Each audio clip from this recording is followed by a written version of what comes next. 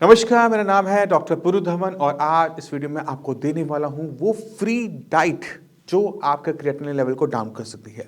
अगर इस डाइट को समझना है तो पहले आपको समझना पड़ेगा कि क्रिएटिनिन क्या है, कहाँ बनता है, तभी आप इस डाइट से होने वाले असर को समझ पाओगे, इसके फ़ायदे को देख पाओगे, इसके नुकसान को देख पाओगे।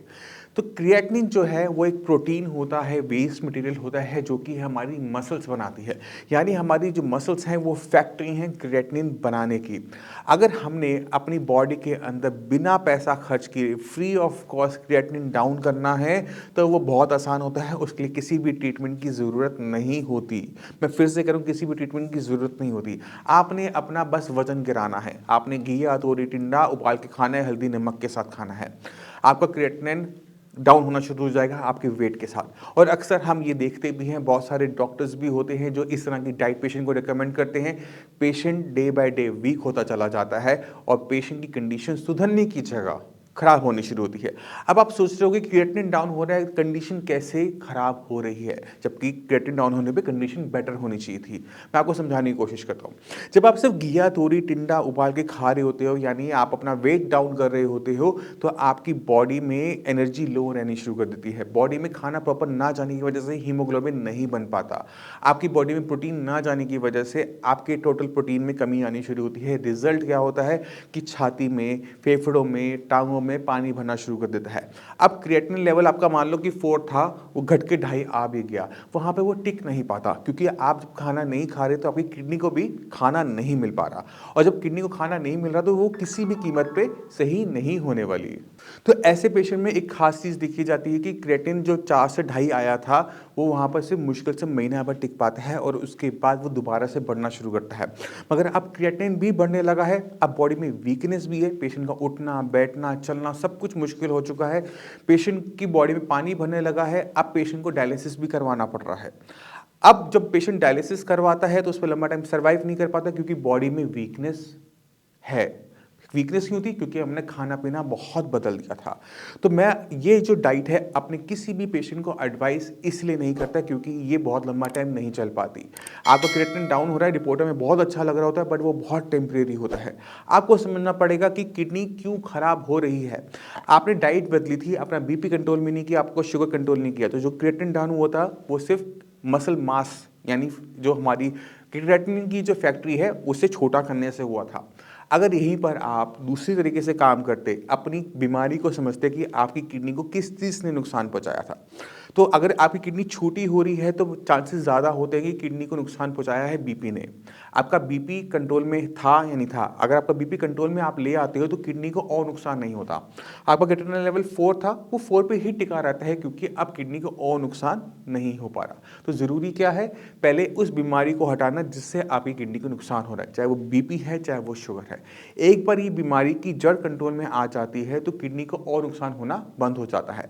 अब सवाल है कि हम किस तरह से क्रिएटिनिन डाउन कर सकते हैं बिना खाने को बहुत ज़्यादा टाइट किए हुए। अगर हम ऐसे पेशेंट में क्रिएटिनिन को डाउन करना चाहते हैं तो हमारे पास एक ही रास्ता होता है, वो है किडनी की फंक्शनिंग को बढ़ाकर, और कोई दूसरा रास्ता नहीं है। अगर किडनी किसी भी तरीके से अपने फंक्शन को बढ़ाती है तो हम क्या देखते हैं कि क्रिएटिनिन लेवल डाउन होने शुरू हो गए। अब वीडियो में आगे बढ़ने से पहले आप मैं चाहता हूं कि कुछ रिपोर्ट्स को देखो, कुछ पेशेंट की इंटरव्यूज को आप देखो।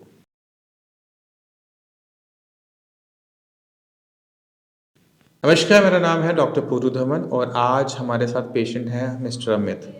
अमित जी जुलाई के महीने में आए थे। जुलाई में आपका क्रिएटिनिन कितना था बताओ, उधर देख के बताओ। 9.67। और आज क्या महीना चल रहा है? आज महीना चल रहा है दिसंबर। और क्या लेवल है क्रिएटिनिन का? 4.8। 4.8। हमने 4-5 महीने के अंदर लेवल 9 से, जब था 9 से 4 आया। जब 9 था डॉक्टर ने क्या बोला था आपको, क्या करना है? डायलिसिस करनी। डायलिसिस करवाया आपने अभी तक कोई? जब 9 का क्रिएटिनिन लेवल था तो शरीर में क्या दिक्कत महसूस कर रहे थे? थकान महसूस होती थी और नींद ज़्यादा आती थी। और क्या दिक्कत हो रही थी? सही सुस्त रहता था बिल्कुल। सही सुस्त था। जब शरीर में बहुत ज़्यादा क्रिएटिनिन यूरिया लेवल बढ़ जाते हैं तो बॉडी में अलग अलग टाइप के सिम्टम आते हैं। नींद आना ज़्यादा, नींद बिल्कुल चले जाना, खुजली होना, जैसे आपको खुजली थी आप बता रहे थे, थकावट होना, ये सारे बढ़े हुए क्रिएटिनिन लेवल, यूरिया लेवल के सिम्टम होते हैं। जैसे जैसे खून साफ होता रहता है वैसे वैसे सिम्टम चले जाते हैं। अभी कोई सिम्टम महसूस कर रहे हो? नहीं। अभी कोई दिक्कत? नहीं कोई दिक्कत। कोई दिक्कत नहीं हो रही। तो जो पिछले 5-6 महीने में इलाज चला, जो शरीर में बदलाव आया, एक बार बताओ कि क्या बदलाव आया शरीर के अंदर? एक तो सर मेरा खून कम था, हम्म। अब खून हो गया 11। 11 पॉइंट हो गया। तब कितना था खून आपका? मेरा जी 5 पॉइंट कुछ था जी। अच्छा। अभी इंजेक्शन लगवाने पड़ रहे हैं खून के, नहीं लगवाने पड़ रहे? इंजेक्शन मैंने कभी लगवाया। बिना उसके मेडिसिन से ही खून बनने लग गया? और क्या फ़ायदा हुआ? शरीर थकान नहीं मानता, थोड़ा बहुत काम करता हूँ, थकान नहीं होती शरीर में। अच्छा, तो जो बाकी किडनी के मरीज़ हैं उनको क्या बोलना चाहोगे? ये दवाई दी थी और क्या बोलूं। क्योंकि डॉक्टर साहब ऐसा है कि इसके लिए प्रॉपर जैसे विद इन 15 डेज और विद इन 30 डेज हम इसका टेस्ट क्रिएटिंग और वगैरह चेक करवाते थे। वो तो महीने टेस्ट होगा। एवरी टाइम हमें पॉजिटिव ही दिखाई देता था। अब रुक गया है। हर बार जैसे 1 पॉइंट 2 पॉइंट कम, ठीक है। अब थोड़ा सा उसमें ये है कि वो स्टेबिलिटी आ गई है, 4 के पास आ गई। 4 के पास। उसका मेन रीज़न ये भी हो सकता है कि जैसे इसकी किडनी 30% तक या एक 70% एक 30% दोनों किडनियाँ जो है वो नहीं है, आप टेस्ट गलत देख रहे हो। अच्छा। वो टेस्ट का मतलब ये नहीं होता। वो डीटीपी रीनल स्कैन होता है। जब हम खून साफ हो रहा है तो कौन सी किडनी कितने % साफ करी वो बता रहा है। अच्छा, 70 और 30 100 हो जाएगा ना। तो वो भी तो डॉक्टर साहब काफ़ी ये था ना, काफ़ी एक मतलब अभी जो जब आप मेरे पास आए थे तो किडनी 90% के आसपास बंद थी। वो भी तो क्रॉनिक सिचुएशन थी डॉक्टर साहब। वो बहुत ख़राब सिचुएशन थी, उस टाइम में डायलिसिस पक्का था। अभी यहाँ आज जो लेवल है क्रिएटिनिन 4 पे क्रिएटिनिन का मतलब ये होता है कि किडनी 60% आज की तारीख में भी काम नहीं कर रही। क्योंकि इनको हमने जयपुर कॉलेज में दिखाया था, तो किडनी स्पेशलिस्ट को उन्होंने बोला कि भाई आप किडनी ट्रांसप्लांट करवा सकते हो, कोई इसका है नहीं, कोई हमारे पास कोई और इलाज है नहीं। तो लेकिन फिर पता लगा कि भाई जैसे साइंस संजीवनी यहाँ आपका पता लगा, तो इनकी मेडिसिन वगैरह जब शुरू करवाई, तो स्टार्टिंग में जब इसकी फर्स्ट रिपोर्ट करवाई तो उसमें काफ़ी क्रिएटिनिन लेवल जो है डाउन आया, तो हमें ये लगा कि भाई शायद, तो फिर हमने एलोपैथी को छोड़ के और साइंस संजीवनी में पूरा कंसंट्रेट किया कि भाई जो ये करवाया वही करो, उससे ही हो पाएगा, कुछ होगा। चलो अब तो बहुत अच्छा चल रहा है हमारा पेशेंट, कोई दिक्कत नहीं है। कोई भी डाउट हो, कुछ भी पूछना हो, कभी भी मेरे से आके पूछ लेना, कोई दिक्कत नहीं है। हर तीसरे चौथे महीने पे आ जाया करो, ठीक है। ठीक है। बाकी अपना 2-3 महीने तो अपनी मंगवा ली, जब लगता है टाइम है, फुर्सत है, दिल्ली का चक्कर काटना है, आ जाओ, ठीक है। मतलब चलो, तो ये है कि आपकी कृपा से थोड़ा बिल्कुल ठीक हो जाए तो चक्कर काटने बंद ही कर देंगे फिर हम। देखो झूठ क्या बोलूँ, अगर मेरे बस का होता तो मैं पहले महीने में कर देता। चलो Point इतना भी है। काफ़ी है डॉक्टर साहब। नहीं तो आप सोचो, एक अच्छा मरीज़, एक अच्छा ठीक हुआ मरीज़ हमारी सबसे बड़ी वो एसेट होती है, क्योंकि वो इतने मरीज़ भेजता है जो हम संभाल नहीं सकते, हमें कुछ करना नहीं पड़ता। तो हम खुद चाहते हैं कि अगर कोई मेरे पास होता मैं ज़रूर देता, बट ऐसा है नहीं, मेरे पास नहीं, किसी के पास नहीं है। अगर मेरे पास नहीं, किसी और के पास होगा, मैं कहूँगा उसके पास जाके इलाज करवा लो। बिल्कुल। तो चीज़ होनी चाहिए, होगी तो ज़रूर मिलेगी, ठीक है। अच्छे से खाओ, जो दे रखा है उसे अच्छे से लो, मेडिसिन टाइम से लो, लेवल जो डम करवाने हैं, कैसे करवाने हैं वो मैं करवा दूँगा, कोई दिक्कत नहीं है, ठीक है। ठीक है। चलें ओके। पेशेंट के अंदर हमने किसी को भी घी या तो टिंडा उबाल के नहीं दिया है, उनका वजन कम नहीं किया है, बॉडी में ताकत लाई गई है। अब ये कैसे इनका क्रिएटिनिन डाउन हुआ वो समझने की ज़रूरत है। यहाँ पर जैसे मैं हमेशा कहता हूँ कि किडनी की फंक्शनिंग पे काम करो, किडनी को जो नुकसान पहुँचा रही बीमारी उस पे काम करो। तो जैसे ही बीपी हटा, शुगर हटा, तो किडनी का नुकसान होना बंद हुआ। अब जब हम किडनी को मेडिसिन देते हैं तो किडनी की फंक्शनिंग बढ़नी शुरू होती है। किडनी की फंक्शनिंग बढ़ने का मतलब है कि क्रिएटिनिन की, यूरिया की क्लियरेंस बढ़नी शुरू होती है, और रिजल्ट क्या होता है कि क्रिएटिनिन और यूरिया डाउन होना ही शुरू हो जाता है। यहाँ पर डाइट जो है वो बैलेंस्ड है। पेशेंट को दाल भी दी गई है, रोटी भी दी गई है, अगर शुगर नहीं है तो चावल भी दिया गया है, पोहा भी दिया गया है, बिस्किट भी दिया गया है, उसको उपमा भी दिया गया है, उसे इडली भी दी गई है, उसे सांभर भी दिया गया है, उसे डोसा भी दिया गया है। यानी खाने पे किसी भी टाइप का परहेज नहीं करवाया गया। बहुत लिमिटेड परहेज होता है, वो भी मैं आपको समझा देता हूँ। अगर हमने किसी किडनी पेशेंट को सही रखना है तो सबसे पहले हमें कंट्रोल करना पड़ता है पोटेशियम की, उसकी बॉडी में पोटेशियम ना बढ़े। इसके लिए उसे जड़ वाली सब्जियां जिनका कलर ब्राउन होता है वो नहीं खानी होती।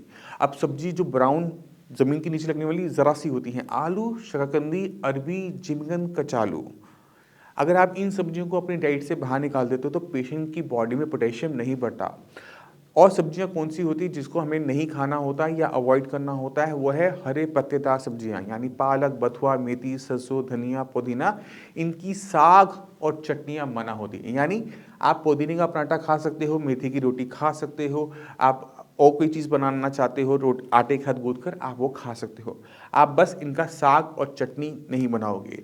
ये सब चीज़ें हम क्यों कंट्रोल कर रहे होते हैं, क्योंकि पोटेशियम की मात्रा अगर बढ़ जाए किसी किडनी फेलियर पेशेंट में तो उस पेशेंट को हार्ट अटैक आ जाता है, पेशेंट की डेथ हो जाती है। इसी वजह से हमें इन सब्जियों पे इतना कंट्रोल करना पड़ता है। फ्रूट्स के मामले में भी हमें कुछ चीज़ों का ध्यान रखना होता है कि हाई पोटेशियम फ्रूट्स पेशेंट ना खाए, जैसे केला है, कीवी है, एवोकेडो है, खजूर है, ड्राई फ्रूट्स हैं, नारियल पानी है। अगर इन फ्रूट्स को हम निकाल दें, इसके साथ साथ जितने भी खट्टे फ्रूट होते हैं, संतरा, मौसमी, कीनू, आम, अचार, ये सब हमें बंद रखना पड़ता है। बाकी जितनी भी फ्रूट्स हैं, चाहे पपीता है, सेब है, अमरूद है, चीकू है, ये सारे के सारे फ्रूट्स एक किडनी फेलियर का पेशेंट ले सकता है। अब हम बात करें तो इसमें हमने बहुत ज़्यादा परहेज़ नहीं किया है। हमने 2 चीज़ों के लिए मेनली परहेज़ किया, एक पोटेशियम के लिए, दूसरा किया हमने एसिडिक फ्रूट्स के साथ। एसिडिक फ्रूट्स के साथ हम इसलिए करते हैं क्योंकि अगर हम इसे खाते लेते हैं तो हमारी बॉडी में जो मेडिसिन ले रहे होते हैं सोडियम बाइकार्बोनेट की, वो काम नहीं कर पाती। उसको काम करने के लिए हमें अपनी बॉडी के अंदर खट्टे पदार्थ ले जाने बंद करने पड़ते हैं, क्योंकि उनके अंदर एसिड होता है। एसिड और सोडा आपस में रिएक्ट करते हैं और वो दवाई वहीं पर ख़त्म हो जाती है। हमें चाहिए वो जो हम टैबलेट ले रहे हैं वो हमारे ब्लड तक जाए और ब्लड के एसिड को न्यूट्रलाइज करे, ना कि हमारे खाने को। इस वजह से हम खाने में एसिड बंद करते हैं और ब्लड के एसिड को न्यूट्रलाइज करते हैं सोडा की हेल्प से। तो ये बहुत बेसिक चीज़ें हैं, आपको समझनी पड़ेगी। मैं उम्मीद करता हूँ इस वीडियो से आप समझ गए कि किसी भी किडनी फेलियर पेशेंट में क्रिएटिनिन डाउन करना बहुत आसान काम है। उसके लिए किसी टाइप की मेडिसिन की ज़रूरत नहीं पड़ती, सिर्फ खाना पीना आपको इतना टाइट करना पड़ता है कि आप हर महीने अपना आधा 1 किलो 2 किलो वजन गिराओ।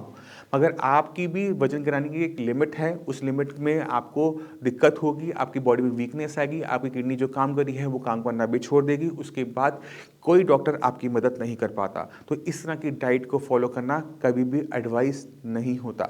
अगर आपने क्रिएटिनिन डाउन करना है, हमारे पास एक ही रास्ता है, वो किडनी की फंक्शनिंग को बढ़ाकर। और किडनी की फंक्शनिंग बढ़ाने के लिए हमें पहले काम करना पड़ता है बीमारी की जड़ पे, चाहे वो बीपी हो, चाहे वो शुगर हो, चाहे वो पॉलीसिस्टिक किडनीज हो, हमें उस बीमारी की जड़ पे काम करना है। एक बार जड़ कंट्रोल में आनी शुरू हो जाती है तो उसके बाद किडनी की फंक्शनिंग बढ़ाना आसान होता है, जैसे मैंने आपको पेशेंट के साथ दिखाया। तो आपको घबराना नहीं है, आपको सही डिसीजन लेने होते हैं कि आपने अपनी डाइट नहीं छोड़नी, क्योंकि किडनी की दिक्कत तो ज़िंदगी भर रहेगी। क्या आप इस डाइट पे ज़िंदगी भर रह सकते हो? खुद से एक बार ये सवाल करके देखो। अगर आप अपनी बॉडी में ज़िंदगी भर अपनी वीकनेस रख सकते हो तो आप इस डाइट को ज़रूर फॉलो करो, वरना मेरी ये एडवाइस होती है कि इस डाइट से आप सभी को बचना चाहिए। अब इसी के साथ आप इस विषय में चलने की आज्ञा चाहूँगा। मिलते हैं अगली वीडियो में, तब तक के लिए नमस्कार।